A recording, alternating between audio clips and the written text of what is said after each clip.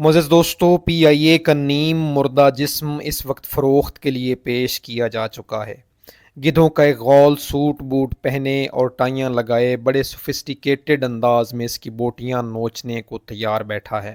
جی ہاں دوستو، یہ بات ہو رہی ہے اس پی آئی اے کی جس نے سنگاپور، جارڈین، مالٹا، فلپائن اور صومالی ایئر لائنز کو نہ صرف اپنے پاؤں پر کھڑا ہونے کے لیے ٹیکنیکل اور لاجسٹک سپورٹ فراہم کی، بلکہ ایمریٹس جیسی دنیا کی نمبر 1 ایئر لائن کی بنیاد بھی اپنے ہاتھوں سے رکھی اور ان کو 2 عدد طیارے بھی لیز پر دیے جن کو اڑانے والے پائلٹ بھی پی آئی اے سے تعلق رکھتے تھے۔ وہ پی آئی اے جس نے بوئنگ 777 سے دنیا کی سب سے لمبی 22 گھنٹے 22 منٹ کی نان سٹاپ فلائٹ اور لندن سے کراچی کے روٹ پر 938.78 کلومیٹر کی ریکارڈ سپیڈ کے ساتھ سفر جیسے ایسے ریکارڈ بنائے جو آج تک قائم ہیں۔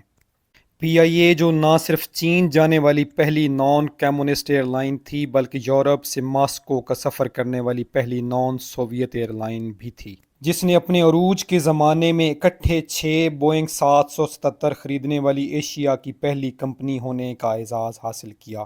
وہ باکمال پی آئی اے جس نے اورینٹ کے نام سے 1947 میں آزادی ریلیف آپریشنز کیے اور 1965 کی جنگ میں چین سے لاجسٹک ساز و سامان کی ترسیل جیسے قومی فرائض بھی سر انجام دیے۔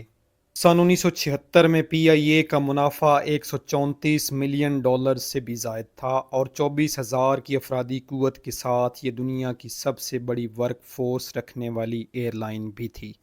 یہ تھا اس پی آئی اے کا شاندار ماضی جسے اب یورپ اور امریکہ کی فضائی حدود میں اڑنے کی بھی اجازت نہیں، کیونکہ اس کے آپریٹرز اور جہاز انٹرنیشنل سٹینڈرڈز کو میٹ نہیں کرتے، جو کہ تاخیر کا شکار اور سامان گم کر دینے والی دنیا کی 5 بدترین ایئر لائنز میں اب شمار ہوتی ہے۔ اس پی آئی اے پر اب یہ وقت آن پہنچا ہے کہ فلائٹ آپریشن کو جاری رکھنے کے لیے فیول کے پیسے بھی ختم ہو چکے ہیں اور پی ایس او نے بھی بقایا جات ادا نہ کر پانے کی وجہ سے مزید تیل دینے سے انکار کر دیا ہے۔ پی آئی اے اتنے زبردست عروج سے زوال کی ایسی اتھاہ گہرائیوں میں کیسے جا گری؟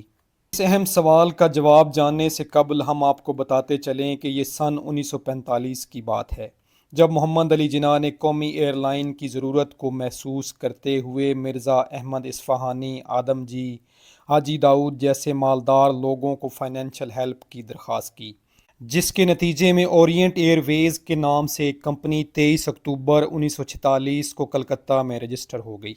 1949 میں اورینٹ کانویئر CV-240 جہاز خریدنے والی ایشیا کی پہلی کمپنی تھی۔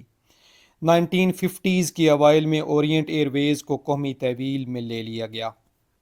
ایئر مارشل نور خان جب پی آئی اے کے منیجنگ ڈائریکٹر بنے تو پی آئی اے کامیابیوں کے طویل سفر پر روانہ ہو گئی۔ انہوں نے بوئنگ 707 کے ساتھ پی آئی اے کے فلیٹ کو انتہائی طاقتور کر دیا۔ 1960 تک کمپنی منافع بخش ایئر لائن میں تبدیل ہو چکی تھی۔ سن 1965 تک transatlantic, London, New York, Beijing, Moscow جیسے روٹس پی آئی اے اختیار کر چکی تھی۔ انہی دنوں 1965 کی جنگ کا بھی آغاز ہو گیا، تب پی آئی اے نے انتہائی اہم لاجسٹک نوعیت کا سامان بھی چین سے پاکستان منتقل کیا۔ کبھی پی آئی اے پاکستانی اداروں کا سرخیل ہوا کرتی تھی۔ جب لیبیا اور پاکستان کے درمیان تعلقات میں گرم جوشی پیدا ہوئی تو لیبیا کو امن کے سفیر کے خطاب سے نوازا گیا۔ سن 1972 میں پی آئی اے نے یوگوسلاوین ایئر ویز کو بوئنگ 707 لیز پر دے دیے اور خود ڈگلس DC-10 کے ساتھ اپنے فلیٹ کو اپ ڈیٹ کر لیا۔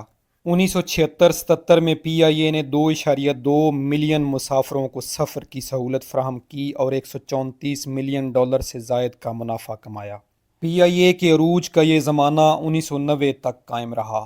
پھر ملک میں پے در پے ایسے عاقبت نااندیش لوگ حکمران بنے جنہوں نے تمام منافع بخش اداروں کا بیڑا غرق کر دیا اور پی آئی اے بھی ان میں سے ایک تھا۔ 1990 کی دہائی میں کمپنی بڑی مشکل سے اپنے آپریشنل اخراجات پورے کرتی رہی۔ ماضی میں اپنے فلیٹ کو جدت سے ہم آہنگ رکھنے والی کمپنی 10 سال تک کوئی خریداری نہ کر سکی۔ ان دنوں پی آئی اے آئے دن حادثات کا شکار ہوتی رہی۔ ملازموں کی ایک بہت بڑی تعداد کے ساتھ سیاسی مداخلت من پسند لوگوں کو نوازنے کا سلسلہ شروع ہو گیا۔ اس کے ساتھ ساتھ 12 پرائیویٹ ایئر لائنز کو بھی داخلی پروازوں کی اجازت دے دی گئی اور پی آئی اے کے منافع بخش داخلی روٹس نجی کمپنیوں کے حوالے کر دیے گئے۔ جو آج تک انٹرنیشنل کمپنیوں کو جہاز لیز پر دیا کرتے تھے، ان پر یہ وقت آن پہنچا کہ کیتھی پیسیفک سے بوئنگ 747 لیز پر لینے پڑ گئے، اور 9/11 کے بعد افغان ایئر سپیس بند ہو جانے کی وجہ سے بھی کافی نقصان کا سامنا کرنا پڑا۔ سن 2001 میں پی آئی اے کی زبوں حالی کو دیکھتے ہوئے آپریشن کلین اپ شروع کیا گیا اور تمام مینجمنٹ کو تبدیل کر دیا گیا، جس کے نتیجے میں ایئر لائن پھر سے اپنے پاؤں پر کھڑا ہونا شروع ہو گئی اور لیز پر لیے گئے جہازوں کے پیسے ادا کر کے انہیں خرید لیا گیا۔ یہ اشرا پی آئی اے کے لیے بہت اچھا ثابت ہوا، جس میں پی آئی اے نے بوئنگ 777 جہاز خریدے، جس سے اس کے مقامی اور بین الاقوامی اعتماد میں اضافہ ہوا اور قومی ایئر لائن کے اپنے پاؤں پر کھڑا ہونے کے امکانات بڑھتے چلے گئے۔ جیسے ہی یہ اشرا ختم ہوا، سیاسی مداخلت پھر سے اپنے عروج پر جا پہنچی۔ نااہل لوگ پھر سے پی آئی اے پر مسلط کر دیے گئے۔ پی آئی اے کی واپسی کا سفر ایک بار پھر سے رک گیا اور کمپنی حکومتی سبسڈیز کے بغیر چلانا ناممکن سا نظر آنے لگا، جس کے بعد اسے پرائیویٹائز کرنے پر غور کیا جانے لگا، جس کے خلاف ملازمین نے احتجاج شروع کر دیا۔ احتجاج کے نتیجے میں 2 ملازم مارے گئے، جس کے نتیجے میں سب ملازمین ہڑتال پر چلے گئے اور فضائی کمپنی پورے 1 ہفتے تک باقاعدہ طور پر بند رہی۔ یوں حالات بد سے بدتر ہوتے چلے گئے اور نوبت یہاں تک جا پہنچی کہ لندن فلائٹس کے لیے سری لنکا سے جہاز لیز پر لینے پڑ گئے، اور وہ بھی 6 ماہ کے بعد سری لنکا نے واپس مانگ لیے۔ سن 2016 کے اختتام تک ایئر لائن $3 بلین کے قرضے تلے بلبلا رہی تھی۔ اکتوبر 2017 میں 50 سال کے طویل دورانیے کے بعد پی آئی اے کی نیو یارک سروس بھی معطل ہو گئی، اور سال 2018 میں پی آئی اے کا قرض $3.3 بلین کو چھونے لگا۔ کمپنی کو فلائٹ آپریشن جاری رکھنے کے لیے حکومتی بیل آؤٹ پر جانا پڑ گیا۔ 2019 میں پی آئی اے نے 1000 ملازم بھی فارغ کر دیے۔ سال 2020 میں بھی ذلتوں کا سفر نہ تھم سکا اور 22 مئی 2020 کو فلائٹ پی کے 8303 کریش کر گئی، جس میں عملہ سمیت 97 افراد جان کی بازی ہار گئے۔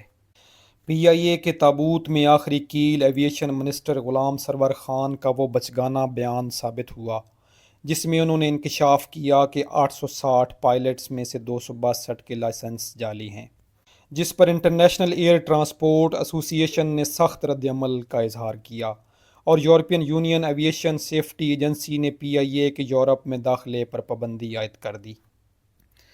9 جولائی 2020 کو یو ایس اے نے بھی پی آئی اے کو بین کر دیا۔ ویتنام اور ملیشیا میں کام کرنے والے پاکستانی پائلٹس بھی بین ہو گئے۔ سال 2023 میں بھاری بقایا جات کی وجہ سے پاکستان اسٹیٹ آئل نے مزید تیل دینے سے منع کر دیا، اور اب نجکاری کے نام پر پی آئی اے کی لاش کو نوچنے کے لیے گدھ اس پر منڈلا رہے ہیں کہ کب اس کی سرکاری موت کا اعلان ہو اور وہ اس کا گوشت نوچنے کے لیے اس پر ٹوٹ پڑے۔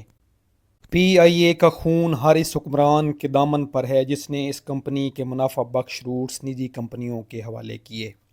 ہر وہ سیاسی جماعت پی آئی اے کی مجرم ہے جس نے یونین سازی کے ذریعے اس کے نظم و نسق کو برباد کیا، اور ہر وہ حکمران اس کی بربادی کا ذمہ دار ہے جس نے ذاتی مفادات کی خاطر نااہل اور نالائق لوگ بطور سربراہ اس پر مسلط کر دیے۔ ایک ایک کر کے تباہی کا شکار ہو چکے ہیں، کیا پی آئی اے، کیا اسٹیل مل، کیا پاکستان کرکٹ بورڈ، پورے کا پورا گلستان ہی الوؤں کی آماج گاہ بن چکا ہے، اور اب تو خدا ہی اس ملک کا حامی و ناصر ہو۔